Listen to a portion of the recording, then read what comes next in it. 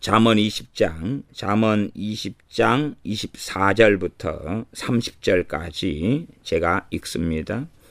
사람의 걸음은 여호와께로서 말미암나니 사람이 어찌 자기의 길을 알 수 있으랴.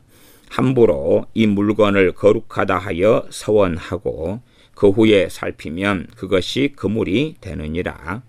지혜로운 왕은 악인을 키질하며 타작하는 바퀴로 그 위에 굴리느니라. 사람의 영혼은 여호와의 등불이라. 사람의 깊은 속을 살피느니라. 왕은 인자와 진리로 스스로 보호하고 그 위도 인자함으로 말미암아 견고하니라. 젊은 자의 영화는 그 힘이요 늙은 자의 아름다운 것은 백발이니라. 상하게 때리는 것이 악을 없이 하나니 매는 사람의 속에 깊이 들어가느니라. 아멘. 24절 사람의 걸음은 여호와께로서 말미암나니 사람이 어찌 자기의 길을 알 수 있으랴. 하나님의 주권, 하나님의 통치하심에 대한 말씀입니다. 물론 이 신비는 우리가 눈에 보이지 않고 알 수 있다 할지라도 정말 알 수 있는 부분은 극히 미미하고 일부분에 불과합니다.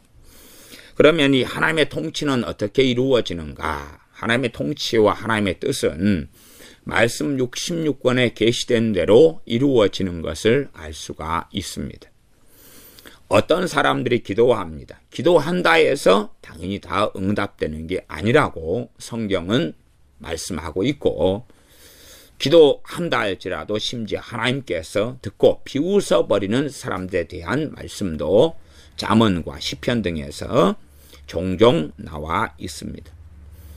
그러니 기도해서 응답받지 못한다, 그런 것도 하나님 말씀 66권에 이미 나와 있는 것이죠. 또한 믿음의 기도로 하나님께 나아가는 사람, 진정으로 하나님을 의지하고 의뢰하는 사람이 도우심을 받는 것도 당연한 일이 되어질 것입니다.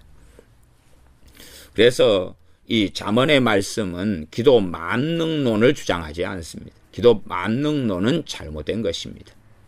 기도는 하나님이 할 수 있는 모든 일을 다 한다, 거짓말이죠. 왜? 기도하는 자기를 하나님과 동등된 위치로 격상시키는 것이죠. 사람은 정욕적이고 이기적이고 또한 사람의 마음 안에는 온갖 악한 것이 얽매여 있는 것이 많습니다.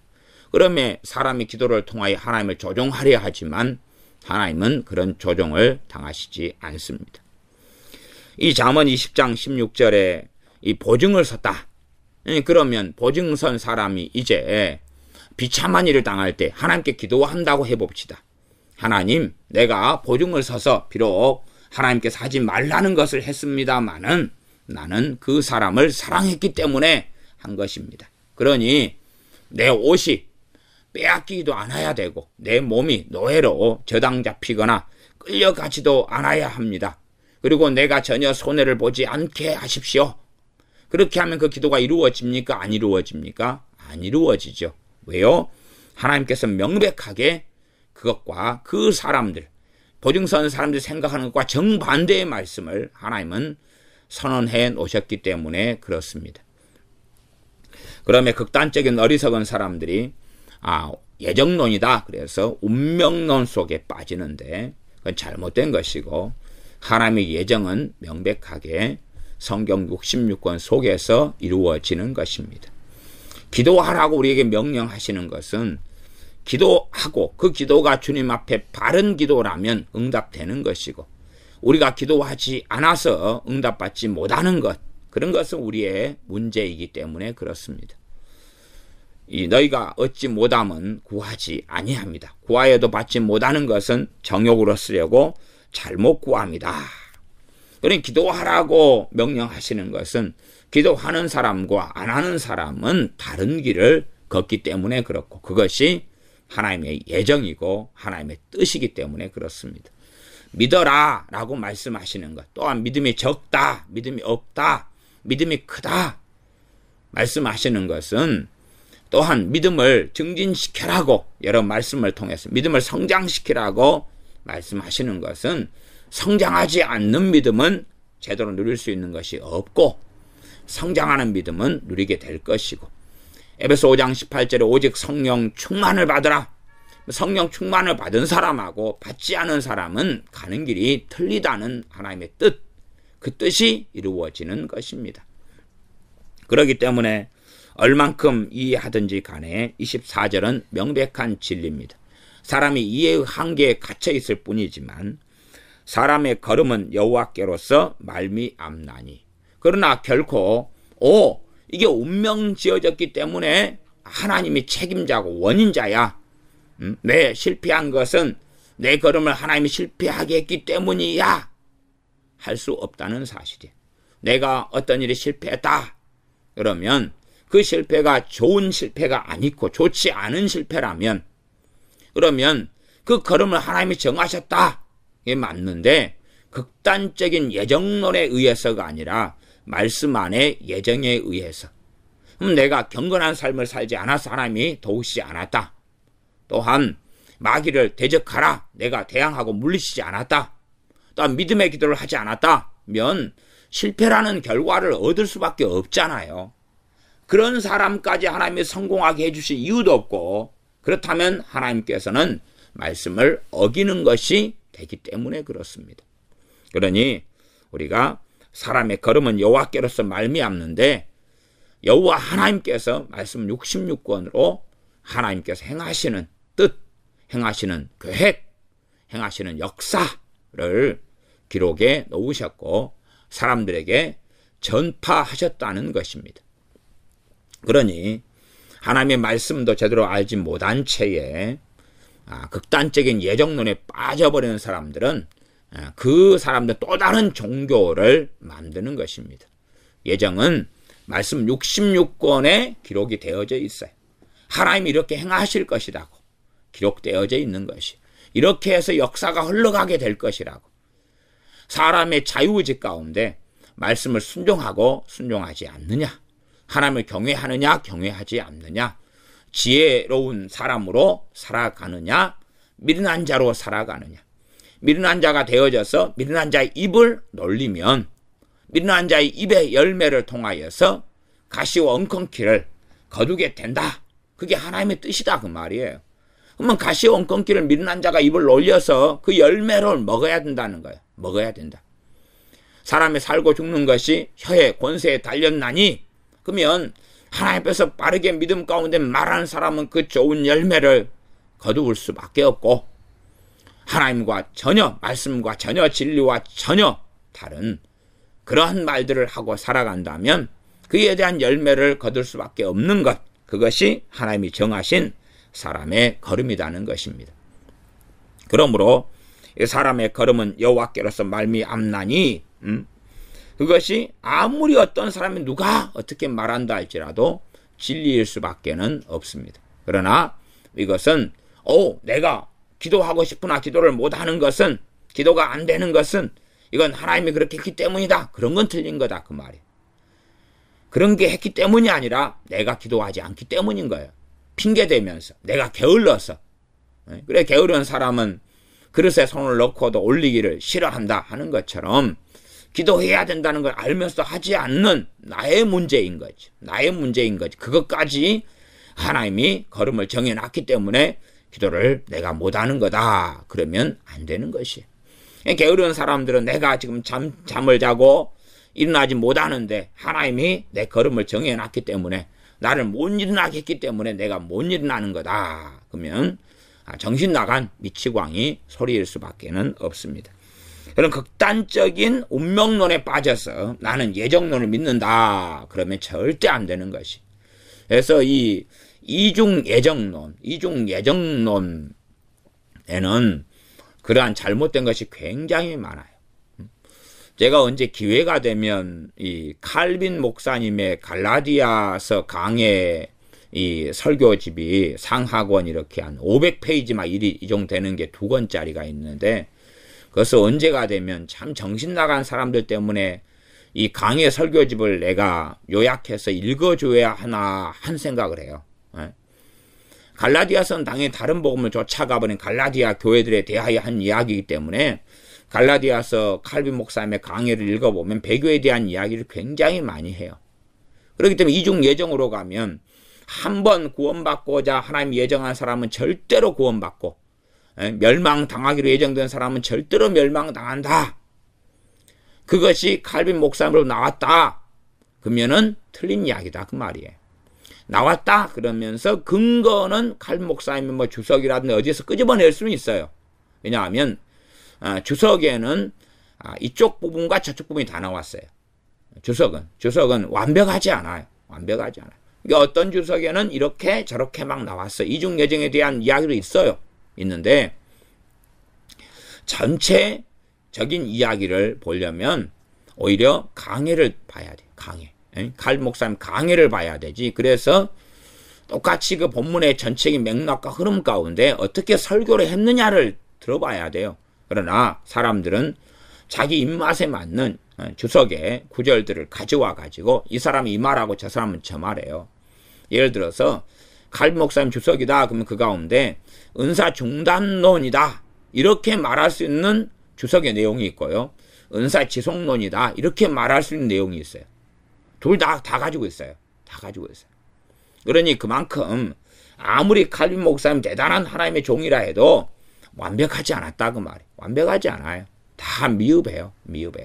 다 성장하고 자라가는 과정 속에 있는 것이. 그러나 당시 종교개혁의 2기로 들어섰을 때 그 정도 말씀을 강해하는 주의 종이란 사실은 역사적으로 최고로 탁월한 주의 종일 수밖에 없어요.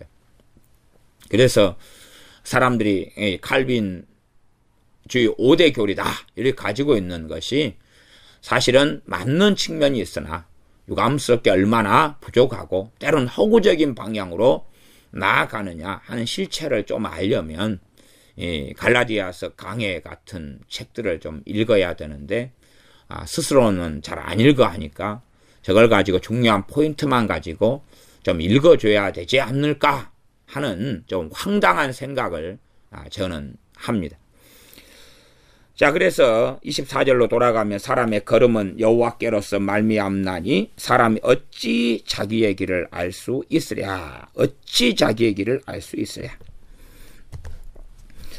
자기의 길을 알 수 있는 가장 기본적인 건 하나님의 말씀이에요. 하나님께로부터 오는 말씀이 아니고선 자기의 길을 알 수가 없어요. 나아가서 우리 자기 확신 가운데 거한다 해도 내가 확신하고 옳다고 믿고 생각하는 것이 틀릴 때도 많은 거예요. 그러므로 우리가 자기의 길, 내일이다, 모레다, 올해다, 내년이다, 내후년이다 하는 내 미래에 대해서라 할지라도 우리는 절대 알 수가 없는 거예요. 미래는 하나님께 속한 거예요. 하나님께 속한 거예요. 우리가 믿음 가운데 기도한다 할지라도 그 믿음 가운데 기도하는 것을 하나님이 어떻게 이루어져 가시는가, 이루어 가시고 응답해 가시는가도 우리의 추정이나 우리의 생각하고는 전혀 다르게 응답하실 때가 많다는 것을 우리는 압니다. 그러면 사람이 어찌 자기의 길을 알 수 있으랴? 알 수 없다는 이야기입니다. 알 수 없다. 얼만큼 추정하고 알 수 있을지 몰라도 그러나 대부분은 알 수가 없는 것입니다. 그러니 어떤 어리석은 미혹에 빠진 사람은 내가 소위 선지자이기 때문에 하나님께서 미래에 될 일을 다 보이신다. 그 말장난을 하는데 그 사람이 자기 길도 알지 못하는데 어떻게 인류사의 하나님의 통치와 하나님의 행하신 것을 계시한 말씀을 넘어서서 어떻게 알 수 있겠느냐는 것입니다. 알 수가 없습니다. 정말 많은 어리석은 사람들이 특별한 비밀한 일을 하나님 내게 보이셨다 말하는데 그것은 미혹된 사람들이 하는 주장에 불과합니다. 그러면 나는 당신들에게 당신들이 알지 못하는 계시를 받아서 비밀을 말해주겠다. 성경에 뭐 특별한 놀라운 비밀이 있다. 그러면 그것은 미혹이고 거짓입니다. 미혹의 거짓이에요. 말하자면 말씀에 깊이 있는 것들은 실상은 과거에서부터 주의 종들을 통하여 이미 다 말씀해 오셨던 거예요. 다 말씀해 오셨던 거예요. 새롭다 할 만한 것이 어디가 있겠느냐 그 말이. 뭐 중보기도의 극단론에 빠져서 새로운 계시의 시대가 열렸다는 둥 그런 거 없습니다. 그런 거 없어요. 루터라는 주의종, 칼빈이라는 주의종, 존 웨슬레라는 주의종, 제븐길리라는 주의종, 존 낙스라는 주의종, 아니면은 조나단 에드워드라는 주의종, 또 찰스 핀이라는 주의종, 존 무디나 D.L. 무디라는 주의종, 아리 토레라는 주의종, 뭐 이렇게 마틴 로이존스라는 주의종, 이런 주의종들을 통해서 많이 말씀하신 거예요. 서로 간에 조금씩 견해가 틀리고 말이 틀리겠지만 성의 역사로 그들이 말한 것 가운데 우리는 다 재탕하고 살아가는 거예요. 더 새롭고 신선한 것이 아니라 그런 게 아니에요. 이미 다 말해왔던 진리들. 그러지 모든 게 감춰있다 마지막 때 이것을 오픈하고 개방하고 푼다. 그건 마귀적인 것이고 미혹적인 것입니다. 그러한 특별한 비밀과 그런 계시 자체가 없습니다. 그런 게 없어요. 유감스럽게 그런 게 없습니다. 그러나 꼭 요한계시록 등을 통하여 그렇게 말장난하는 사람들이 굉장히 많고 미혹에 빠진 사람은 그렇게 스스로를 자존망대하게 높이는 사람들은 와 하고 인정하고 환호하는 경향성을 가집니다. 어떤 주님의 이름으로 기적과 이적을 행해도 과거에 있었던 하나님의 종들 이미 가장 탁월한 종들은 성경에 있어 왔어요. 누굽니까? 사도들. 우리 주님을 제외하고 다 사도들, 선지자들도 말도 못하는 기적과 이적을 행해왔어요. 하나님께서 모세를 통해서는 얼마나 놀라운 일을 행하셨습니까? 그런데 지금 와서 내가 선지자임네 하고 대단한 이적과 권능을 행하는 능력을 가했다고 주장한다 할지라도 별 볼 일 없는 것입니다. 그러니 이러한 거짓된 사람들이 자기의 길도 알지 못하면서 이 세계가 흘러가는 것, 또 이 미국이 때론 한국이 서구가 오래 흘러가는 것에 대해서 애원하겠다. 그런 사람의 말을 믿지 마십시오. 이미 그것이 그 사람이 잘못됐다는 것을 증명하는 것이에요. 증명해요. 하나님 말씀의 사람이 돼야 돼. 새로운 애언을 추구하고 맹종하는 사람이 아니라 말씀 66권 속에 더 들어가야 돼. 그래서 참된 애언이다. 그러면 되어질 일에 대한 문제 이전에 하나님 말씀 속에 더 돌아오게 하는 예언이 바른 예언이다 라고 말할 수밖에 없습니다. 25절입니다. 함부로 이 물건을 거룩하다 하여 서원하고 그 위에 살피면 그것이 그물이 되느니라. 잘못된 서원 얼마나 위험하냐 그 말. 잘못된 서원. 이 물건은 거룩하다. 이 거룩하다 그것이 하나님께 바칩니다. 이거 하나님 것입니다 하는 서원의 방법입니다. 거룩하다 이런 식으로 서원하는 것이 율법서에 나와 있습니다. 이 물건을 거룩하다 하여 서원을 했다. 어떻게 서원합니까? 함부로 서원하는 거예요. 함부로 서원하는 거예요. 충동적으로. 그래서 예를 들어서 요즘 현대의 어떤 부흥사들은 와서 충동적인 서원을 하라고 시킵니다. 충동적인 서원. 고린도후서 등에 보면 헌금하는 원리가 나와 있어요. 연보의 원리, 헌금하는 원리. 헌금하는 원리는 미리 시간을 오래 두고 살피는 거예요. 오래 두고.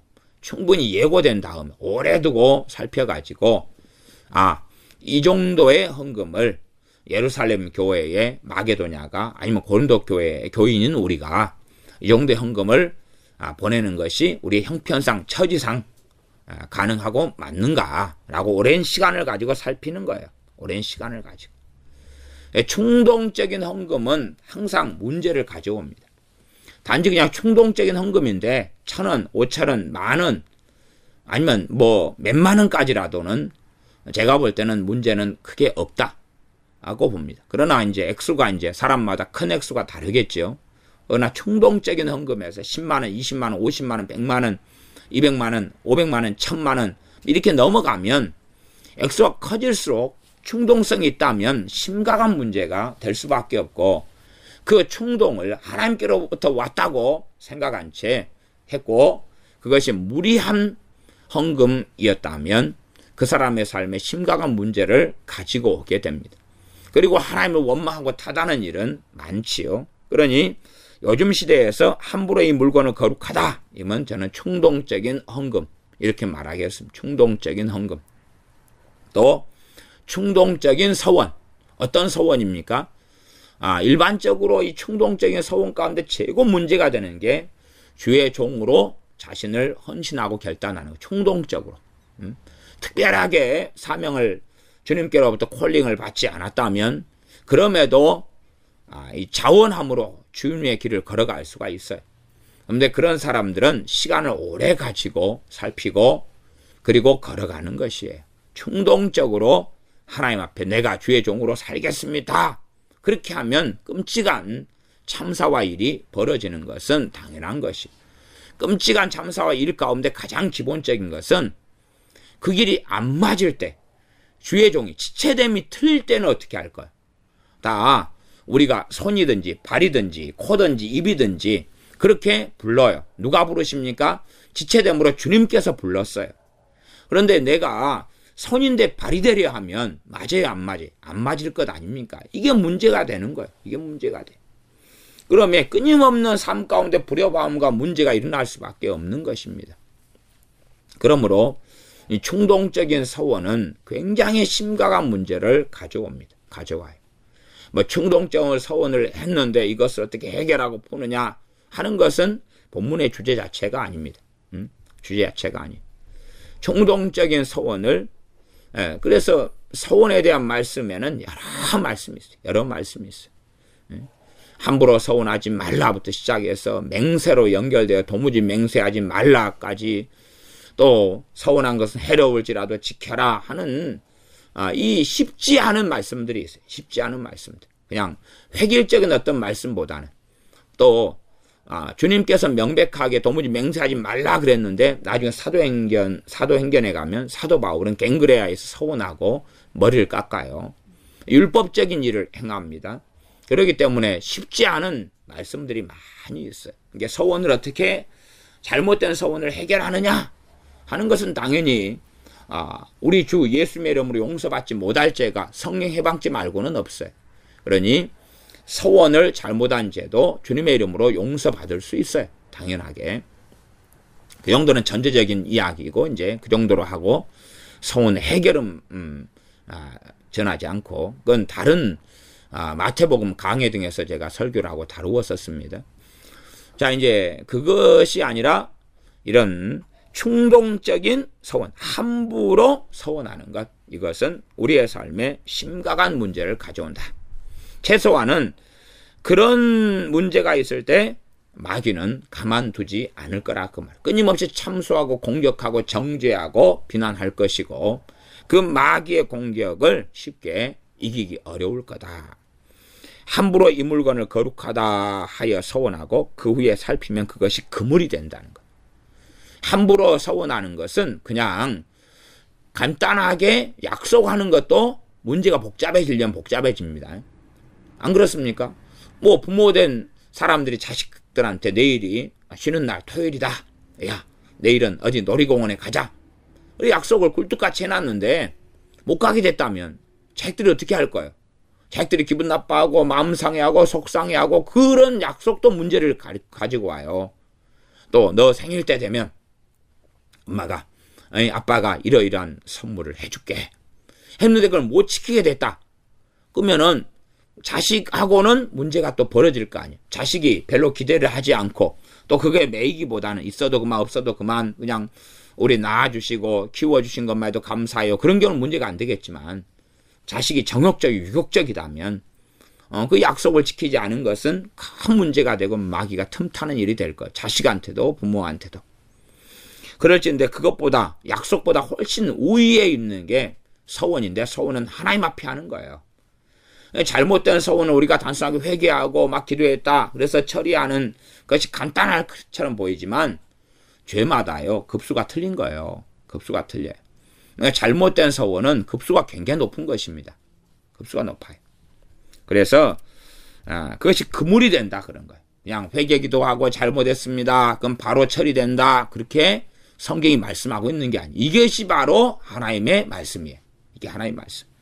그 후에 살피면 그것이 그물이 된다는 거예요. 우리가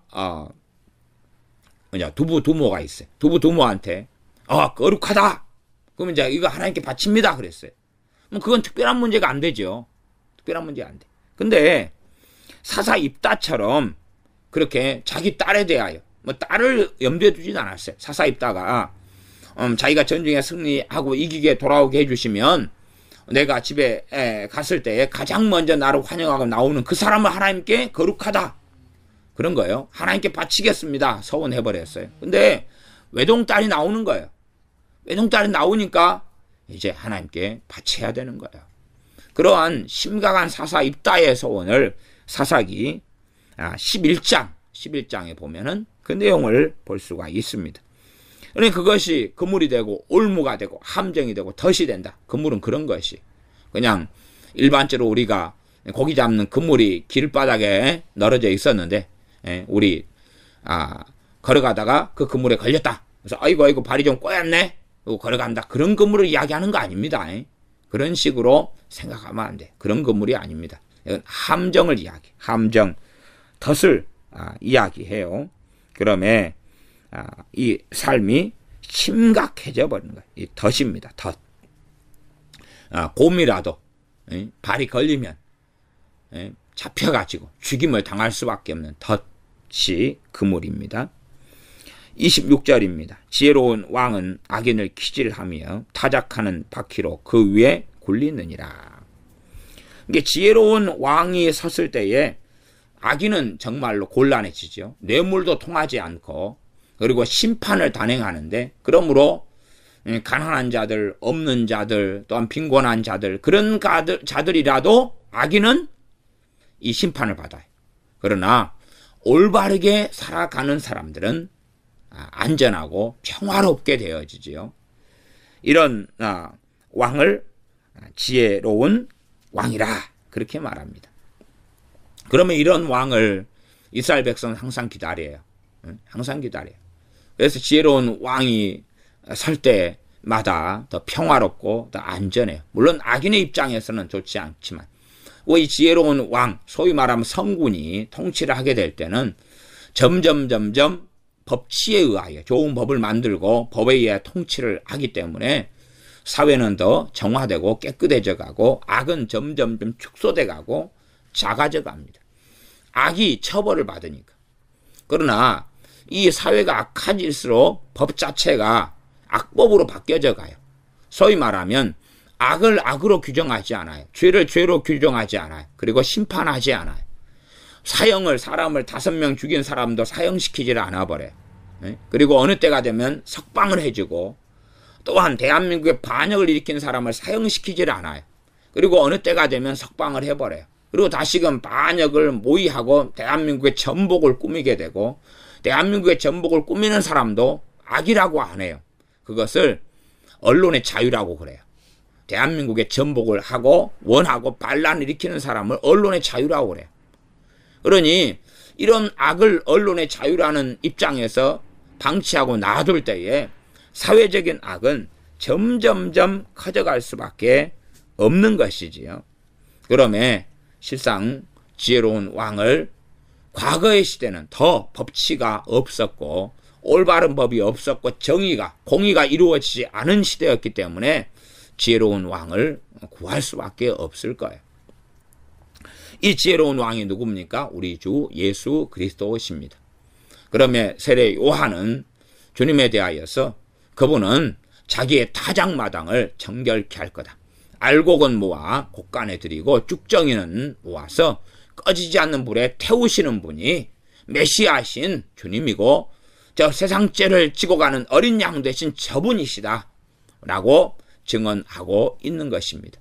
세례 요한이 주님에 대한 증언은 여러 가지가 있는데 그중에 핵심적인 것은 심판하시는 주님, 불과 성령님으로 세례 주시는 주님과 자기의 타작마당을 정하게 깨끗하게 하시는 주님이다. 다시 말하면 지혜로운 왕이시다 하는 것입니다. 그러므로 왕에 대해서 나와 있는 많은 말씀들은 전체 다는 정확히 아니지만 전반적으로는 주님에 대한 참된 왕 대신 이 땅에 임하신 왕, 자기 땅에 오매 자기 백성이 누구로 오셨습니까? 왕으로서, 왕이신 주님께서 사람의 몸을 입고 이 땅에 오셨는데 자기 백성이 영접지 아니하더니 왕으로 임하시며 또한 참된 그리스도로 임하시며 그런 주님을 영접지 아니했다. 지혜로운 왕은 악인을 기질함에 타작하는 바퀴로 그 위에 굴리느니라. 그래서 타작하는 거죠.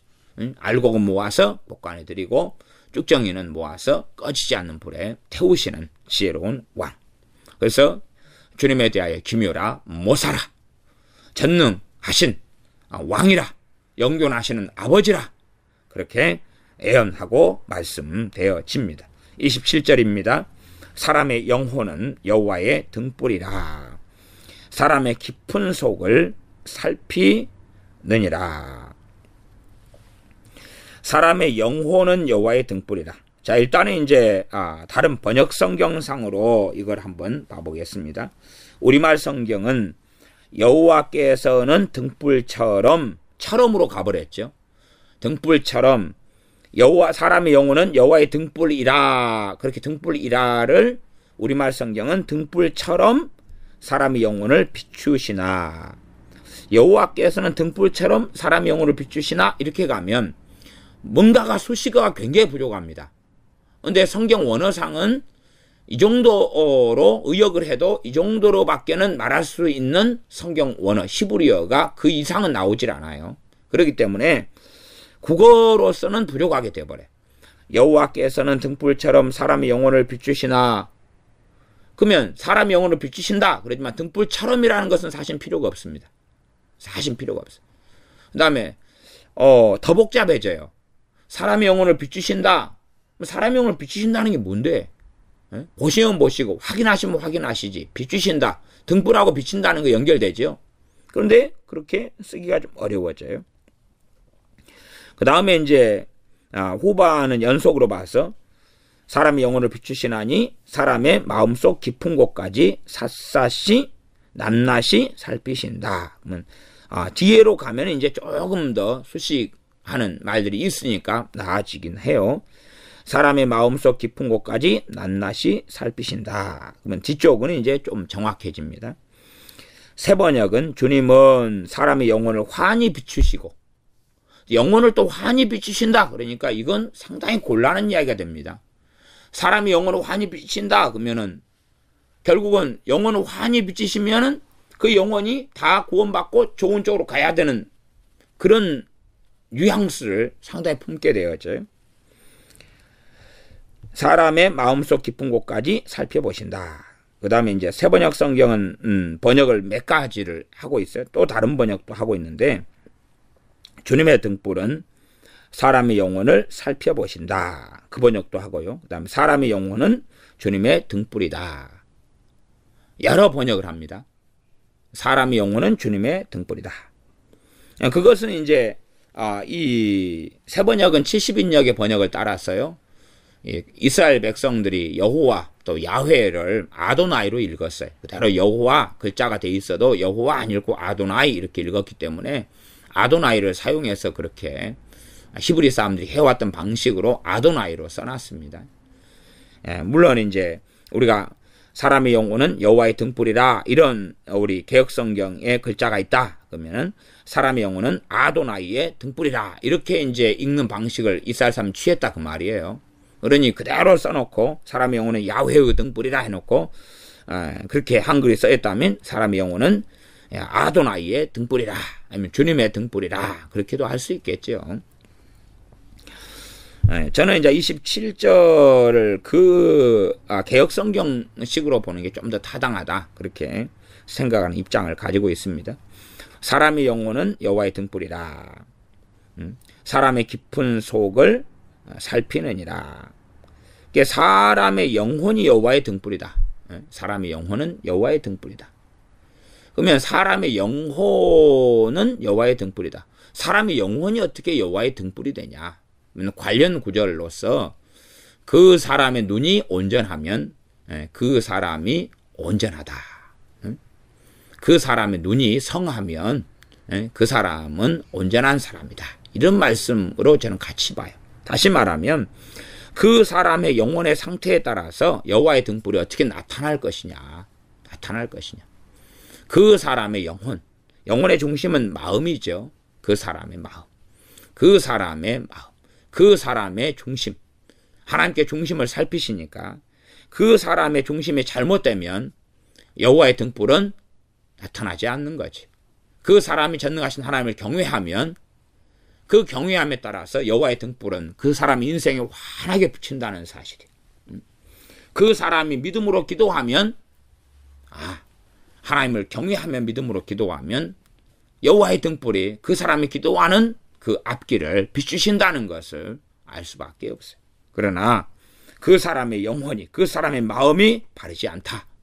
마사 시몬처럼 이 도에는 너가 관계될 것이 없고 분깃이 없다. 그런 것처럼 그 사람의 영혼이 그릇되고 잘못됐기 때문에 여호와의 등불은 그에게서는 꺼져버리고 말 것이라는 사실이에요. 그러면 이것이 하나님의 말씀이에요. 이것이 하나님의 말씀. 하나님의 예정이 무엇이냐? 하나님의 주권이 무엇이냐? 그 사람의 영혼에 따라서 그 사람을 대우하시고 다루시는 거예요. 그렇지 그 사람이 악인의 길을 가는데도 하나님이 알아서 그를 변화시키고 구원시키고 그런 게 아니라 그 말이에요. 그래서 예수께서 선지자를 통해서는 악인은 그 악을 버리고 여호와께로 돌아오라 말씀하는 거예요. 의인은 의를 버리지 말라고 말씀하는 거예요. 근데 악인이 악한 길을 걸어가고 살아가는데 하나님께서 그 악인을 돌아오게 만들고 그런 게 아니라는 거예요. 오히려 악인을 하나님께서 미워하시며 그에게 진노하시며 그를 심판하시는 하나님이지.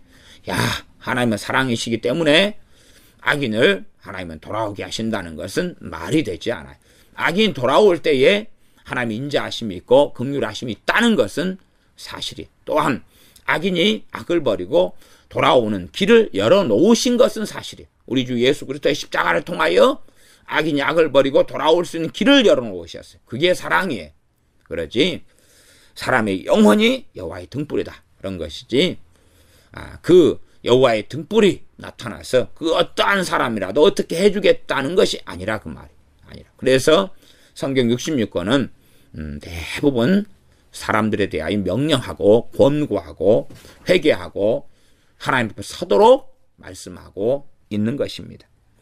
사람의 깊은 속을 살피느니라. 28절입니다. 왕은 인자와 진리로 스스로 보호하고 그 위도 인자함으로 말미암아 경고하니라.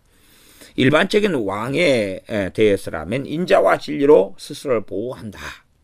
그런 왕은 실제로 역사적으로는 거의 없었습니다. 거의 없었어요. 인자와 진리는 당연하게 반복되는 말씀이에요. 성경 인자와 진리는 계속 반복됩니다. 인자는 헤세드. 그래서 은혜, 자비, 사랑, 긍휼 이런 여러 말로 쓰이는 일반적인 히브리어인 헤세드가 인자입니다. 그 다음에 진리는 에메트. 그래서 인자와 진리가 반복됩니다. 인자와 진리로 스스로 보호한다. 그러면 진리죠, 진리. 하나님 말씀입니다. 하나님 말씀을 스스로 보호한다. 그럼 누가 하나님 말씀을 자기를 보호했습니까? 중국의 왕들이었습니까? 대한민국의 왕들이었습니까? 세종대왕이 인자와 진리로 자기를 보호했습니까?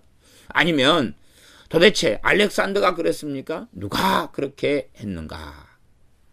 진실로 28절은 그런 왕을 기다릴 수밖에 없어요. 근데 주님께서 그런 왕이십니다. 주님께서는 인자와 진리로 스스로 보호하셨습니다. 다시 말하면 인자와 진리가 신약으로 가면 요한복음 1장으로 가면 율법은 모세로 말미암아 온 것이요 은혜와 진리는 그래서 인자 헤세드가 은혜 카리스로 갑니다. 그래서 이 인자 헤세드 안에가 은혜의 의미가 담고 있죠. 은혜, 긍휼, 자비 이런. 그래서 은혜와 진리는 예수 그리스도로 말미암아 왔다. 그렇게 요한복음 1장은 말씀하고 있습니다. 히브리서 말씀은 어떤 데 초점을 상당히 우리 주님에 대하여 맞추냐 그러면 주님께서 고난당하심, 주님께서 우리를 체휼하심, 주님께서 순종하심, 주님께서 고난당하시고 순종하심으로 하나님 앞에서 인정을 받았다 하는 측면, 사람 되셔서 사람의 몸으로 이 땅에 오셔서 얼마나 헌신하시며 얼마나 눈물을 흘리며 간구하시며 기도하셨는가 그런 걸 이야기합니다. 주님의 삶이 인자와 진리로 사셨던 삶이고, 주님께서 나중 아담으로 오셔서 의롭게 살며 인자와 진리로 사심을 통하여 주님을 믿는 사람들에게 자신의 의를 전가시켜 주시는, 덧입혀 주시는 그러한 놀라운 것이 복음이 되어집니다. 그러므로 단지 우리 주님께서 그냥 자동적으로 의롭게 살도록 되어져 있었다가 아닙니다. 그게 아니라 주님께서는 스스로 하나님을 아버지를 경외했고, 아버지의 뜻에 따라 살았고, 우리 주님께 스스로 기도 생활하셨고, 하나님을 의지하셨고, 하나님을 의뢰하셨고, 하나님을 경외하셨고, 순종하셨고, 고난 가운데 하나님을 신뢰하는 것을 멈추지 않으셨습니다. 그래서 왕은 인자와 진리로 스스로 보호했다는 것은 정확하게 우리 주님이 아니면 이 땅에서 그 어떤 인간사의 왕도 인자와 진리로 스스로 보호한 왕은 없습니다. 없습니다. 있다 할지라도 부분적일 뿐이에요. 다윗 왕이든 사울 왕이든 솔로몬 왕이든 정말로 부분적일 뿐입니다. 그러면 인자와 진리로 스스로 보호하며 인자와 진리로 사는 왕, 그 왕을 이스라엘은 고대하고 기다리는 거예요. 다윗의 위에 앉을 왕을 고대하고 기다리죠.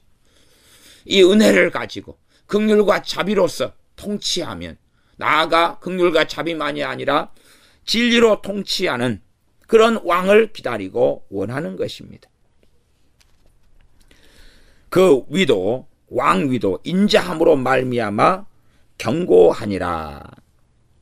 일반적으로 그 왕위는 정의를 행할 때 경고하게 됩니다. 정의를 행할 때. 그러지 않습니까? 그래서 그런 말씀도 앞에가 있어요. 그러니까 왕이 공의를 행할 때에 그 나라가 잘 되는 거지, 왕이 범죄자들 대하여서 그냥 항상 사면이나 해주고 살인마들 감옥도 다 없애버리고 그렇게 해버리면 그 왕권이 공고하게 되지를 않아요. 왜 제가 인자함 대신에 정의, 공의를 이야기하냐 그러면, 이 28절 하반절의 부분을 이제 이 다른 번역 성경들이 공의, 정의로 번역을 해버렸기 때문에 그래요. 우리말 성경 하반절을, 28절 하반절은 정의는 그 왕자를 든든히 한다. 새 번역은 정의가 그의 보좌를 튼튼하게 한다. 이렇게 했기 때문에 그래요. 자, 히브리어를 살펴보니까 히브리어는 인자함으로 되어 있어요. 헤세드로 나와 있어요. 헤세드.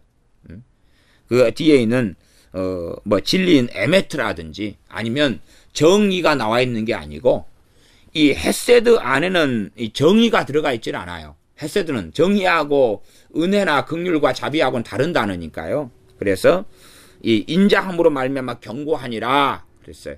그러니까 일반적으로 아마 우리말과 새 번역을 번역한 이런 번역자들은 인간사의 왕을 생각한 것 같아요. 그런데 우리 주님으로부터 뭐가 나옵니까? 끊임없이 은혜가 나오죠. 은혜가 나와요. 그래서 예수 그리스도의 은혜가 너희에게 항상 함께 있을지어다 선언하는 거죠. 예수 그리스도의 은혜와 아버지의 사랑, 이게 자꾸만 선언되는 거예요. 우리 주님의 은혜는 끝이 없고 한이 없죠. 그러니 이 주님의 위, 주님께서 그리스도 되심, 당연하게 그 어떤 사람들이 인정하지 않는다 할지라도 주님의 그리스도 되심이 없어질 수는 없는 거지. 주님의 왕 되심이 없어지지는 않아요. 그러나 이제 백성들은 주님의 인자하심을 맛보고 누리고, 주님의 헤세드, 주님의 은혜를 누리고, 긍휼을 누리고, 자비를 누리고, 주님의 카리스, 주님의 은혜를 누리고 살면서 주님을 찬양하고 영화롭게 하며, 결국은 왕의 은혜, 우리 주 예수 그리스도의 은혜로 말미암아 우리가 구원을 받고, 은혜로 말미암아 믿음으로 인하여 구원을 얻었나니 이것은 너희에게서 난 것이 아니라 하나님의 선물이라. 행위에서 난 것이 아니니 누구도 자랑치 못한다 하는 놀라운 에베소 2장의 복음의 말씀과 성언을 우리가 듣습니다. 그러면 본문 그대로 그 위도, 그 왕위도 인자함으로 그분의 은혜로 말미암아 경고하니라. 그 은혜 때문에 주님께서 십자가에 달리신 것입니다. 우리에게 은혜를 베푸시는 통로가 되시려고. 주님의 중보자 되심은 은혜로 인한 것입니다. 주님의 중보자 되심은 우리는 정말로 구원받을 자격이 없는 자, 부르심 받을 아무런 가치가 없는 자들을 위하여 주님께서 중보가 되신 거지. 우리가 똑똑하고 의롭고 바르고 깨끗하고 정결하기 때문에 우리를 위한 중보자가, 아버지와 우리 사이의 중보자가 되신 게 아니에요. 우리가 어떤 도둑놈이 있다. 그러면 우리가 이 사람을 보증하겠습니다. 이게 중보예요, 중보. 이 사람과 당신 사이에 내가 중보를 서겠습니다. 그럴 수 없잖아요. 우리가 어떤 사람을 보증하고 어떤 사람에 대하여 보증이 되고 어떤 사람에 대하여 내가 화해를 요청하고 값을 지불하고 하는 중보를 하려 그러면 그 사람의 가치가 있어야 되는 거예요. 그러나 우리는 주님께서 중보자가 되실 그러한 가치가 없는 사람들입니다. 그러니 주님이 중보자 되심은 우리 측면에서는 헤세드입니다. 헤세드, 인자하심이에요. 인자하심. 카리스, 주님의 은혜로 인함입니다. 그러면 저는 정확하게 28절을 우리 주님으로 봅니다. 주님에 대한 내용. 그래서 잘 모르는 사람들은 주님께서 하신 말씀 이해를 잘 못합니다. 왜냐하면 이 성경이 구약 성경이지, 이 성경이 곧 나에 대해서 말씀한다, 예언한다. 그런데 몇 구절 말고는 잘 못 찾는 거지. 물론 이사야 같은 경우는 명백한 말씀이 계속하여서 어마어마하게 나와 있습니다. 이사야서는. 이사야서 핵심은 우리 주 예수 그리스도가 되시죠. 메시아 되신 주님이 되어집니다. 29절입니다. 젊은 자의 영화는 그 힘이요 늙은 자의 아름다운 것은 백발이니라. 젊은 사람의 영화는 자랑, 이렇게도 볼 수 있는데 자랑거리는 그 힘이다. 젊은 사람들이 힘이 있어야지. 힘. 마음에든 활력도 있어야 되고 힘이 있어야 되고, 힘 중에 하나는 비전, 소망, 꿈, 이렇게도 말할 수 있겠습니다. 젊은 사람은 최소한 육체적으로라도 막 힘이 있는 거죠. 젊은 사람이 그냥 늙은 사람처럼 흐리부리하고 소망도 없고 게으르고 나태하고 아무런 미래에 대한 비전도 없고 전진하는 이러한 도전의식도 없고, 그러면 이미 그 젊은 사람이지만 성경적으로 한다면 그 영화가 없는 거죠. 영화가 없어요. 단지 힘은 육체적인 힘만을 이야기하는 게 아니지요. 그러면 여자들은 남자의 근육량의 70~80%밖에 안 가지고 있으니까 육체적인 힘이 없고, 장미란 같은 선수를 제외하고는 별 볼 일 없는 거겠죠. 여자가. 그런 걸 이야기하는 게 아니죠. 젊은 자가 가진 힘이 뭐겠어요? 젊은이가 가진 힘, 젊은 사람들의 영화는 그 힘이다. 그러면 노력하는 거죠. 앞으로 살아갈 인생이 많으니까 전진하는 거죠. 개척하는 거죠. 도전하는 거죠. 그게 젊은 사람들의 힘이죠. 그러나 늙은 사람들이 이제 90살 됐는데 사업체를 일궈야 되겠다, 그러지는 않죠.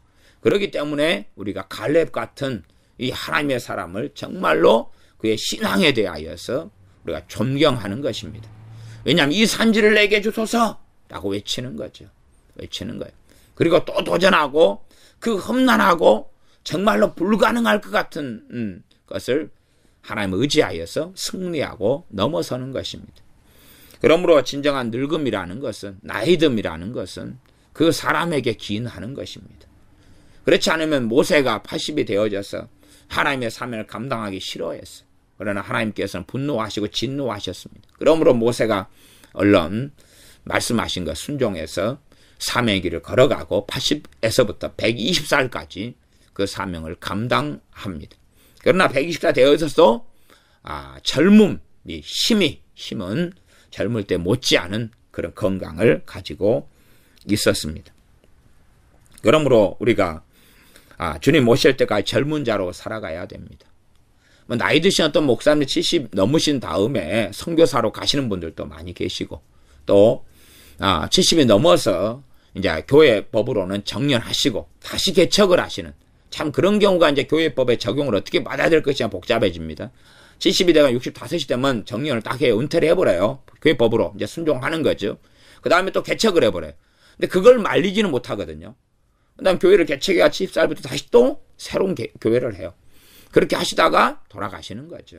아브라함 같은 하나님의 사람도 참 존경하는 것은 이 이삭을 낳고 100살이 이제 넘어서 가지고 나중에 사라 죽은 다음에 130살 됐어. 새 장가를 들고, 그리고 또 애를 낳다가 하나님께 갑니다.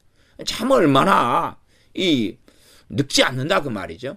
정말 몸이 안 늙었느냐 그건 아니겠죠. 그러나 아담이나 아니면 과거의 그 노아라든지 무드셀라라든지 이런 분들에 비하면은 진짜 한 80살 돼가 늙었다 그러면은 그런 분들이 그냥 이 젊은 놈이 매가리가 없다고 혼을 낼 것 아닙니까? 젊었느냐 나이 들었느냐는 아마 시대의 상황마다 달라지는 연령대가 될 거지요. 그러나 본질적으로 저는 마음의 문제라고 봅니다. 그 다음에 늙은 자의 아름다운 것은 백발이니라. 백발만 가졌다고 아름답지는 않지요. 그래서 이 늙은 자의 영광이 백발이다. 근데 어떤 백발을 가지냐, 어떻게 늙어왔느냐의 이야기죠. 어떻게 젊은 세월을 보내면서 늙어왔느냐. 그래서 늙은 자는 다른 말로 하면 그냥 늙은 자라기보다도 그냥 늙은 자의 기본은 뭐냐 하면 죽을 날이 이제 다가왔다 그런 사람이죠.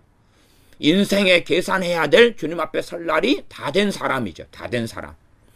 그러면 다 된 사람이 백발을 가졌는데 아니면 지금 흑발인 사람도 많이 있어요.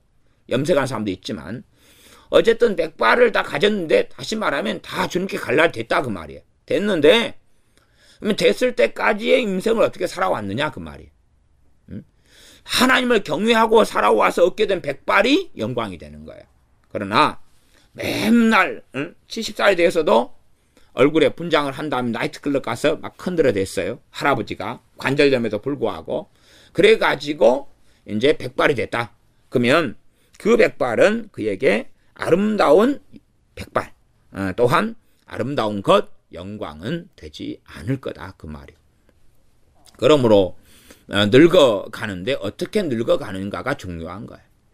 참으로 하나님 앞에 바르게 늙어간다면 나이 들어갈수록 감사가 넘치게 되죠. 왜? 주님 앞에 설 날이 가까워져 가기 때문에 감사하고 찬양하고 고대하고 기다리게 되어지죠. 주님 만날 날을. 그러나 준비되지 않은 사람은 죽는 날을 두려워할 수밖에 없어요. 이번에 우리나라에서 지진이 많이 일어나가지고 이 한국 사람들이 무서워가 잠을 못 잔다 그래. 그런 사람 많다. 공포에 질려가지고. 왜요? 사람들은 죽는 것이 두렵거든요. 그러나 진정으로 주님 앞에 살아나가는 사람들은 죽는 것이 두려운 게 아닙니다. 하루하루를 주님 앞에 살아가는 사람들은 오늘 죽는다 해도 후회될 것이 없고 내일 죽는다 해도 중요하지 않다. 그것으로 인하여 공포나 두려움 속에 들어갈 이유가 없게 될 것입니다. 그러므로 어떻게 늙어가느냐. 바르게 하나님을 경외하며 늙어간 사람은 늙은 것에 백발이 주님 만날 날이 다가온 것이 그의 아름다움이 되어집니다. 30절입니다. 상하게 때리는 것이 악을 없이 하나니 매는 사람의 속에 깊이 들어가느니라. 맨데 여기서 매는 상하게 때리는 것이, 그러니까 몽둥이가 되겠죠. 몽둥이가 되겠지. 곤장 같은 게 될 것입니다. 그러지 우리 자녀를, 아이를 초달, 채찍질하거나 회초를 때리거나 하는 것은 그 아이를 그렇게 심각하게 뼈나 이런 것을 상하게 하지는 않지요. 그러나 과거의 시대에는 이 벌을 이 형사사건 이런 경우에 있어서 사또가 곤장을 때리고 곤장을 맞다가 죽는 사람도 있었고, 다리가 부러지고 곤장을 맞은 다음에 엉덩이가 다 피투성이가 돼가지고 뒤로 눕지도 못한 채 한 달을 끙끙거리고 앓아야 됐고, 이렇게 처벌을 했습니다. 형사상의 처벌을요. 그러면서 악을 없이 하게 되었어요. 우리 자녀에 대해서 상하게 때려가지고 악을 없이 한다는 것은 거의 불가능한 일이 됩니다. 지금 시대에는 그렇게 안 하는 것이 낫습니다. 어설프게 상하게 때려가지고 악을 없이 하려고 해봐야 부모가 자기 누워서 얼굴에 침 뱉기 하는 것밖에는 되지 않는 경우가 많습니다. 그래서 이러한 30절의 말씀이 있는데 이것을 자녀에게 적용시키는 것은 굉장히 어렵고 난해야 합니다. 어지간하면은 하지 말아야 되죠. 이래서 자녀를 상하게 때려가지고 악을 없이 할 정도라면 자녀를 그렇게 키우지 않았겠죠. 그런 영성을 가졌다면. 잘못 키웠는데 아직 자녀는 품 안에 있고 17, 18인데 정말로 영성이 뛰어나고 그래가지고는 자녀에 대해서 30절을 해당시킬 수 있을런지 몰라도 그런 경우는 자화자찬 속에 들지 않는다면 만에 하나도 저는 없다. 그런 사람 없다. 이렇게 봅니다. 그래서 사회법, 국가의 법률이 인권하지만 그건 잘못된 것이고 이 사회 악을 정리하고 없애려면 상하게 때리는 것이 있어야 됩니다. 그 인권의 문제가 아니라 이건 진리의 문제가 되어집니다. 기도하겠습니다.